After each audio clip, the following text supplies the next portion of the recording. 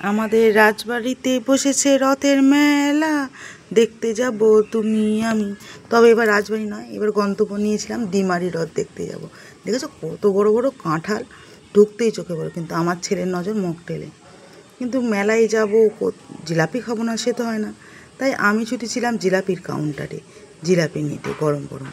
আর এই রথের বিশেষত্ব কী জানো, ফুল দিয়ে তো খুব সুন্দর করে সাজানো হয়। এখানে বসেন রাধা রানী এবং কৃষ্ণ ঠাকুর। অন্য জায়গায় আমরা জানি জগন্নাথ বসেন, তবে এটাই বিশেষত্ব, এটাই দেখতে গিয়েছিলাম। জানো তো, পথে যেতে যেতে চরম প্রাপ্তি কী হয়েছিল। প্রত্যেকবার মনে দুঃখ থাকে, পুরীতে তো জগন্নাথ তুমি ডাকলে না, তুমি জগতের নাথ। দীঘাতে এলে তবুও আমি যেতে পারলাম না। আমি কি দোষ করেছি তোমার রথ দেখতে যেতে পারলাম না প্রভু। কিন্তু সেই মনে সমস্ত দুঃখ মিটে গেল। রাস্তা যেতে যেতে আমি পেয়ে গেলাম পুরীর প্রসাদ, কণিকা ভোগ। ইস্কনে আনানো হয়েছিল পুরী থেকে, দুপুর 3টে। দেখো কত দোকান বসেছে, আর কি কাদা ছিল তোমাদের কি বলবো। এই কদিন যে হারে বৃষ্টি হচ্ছে, এই যে হরেক মাল 7 টাকা, যা নেবেন 7 টাকা। এই দোকানে দেখলেই আমার চোখ আটকে যায়।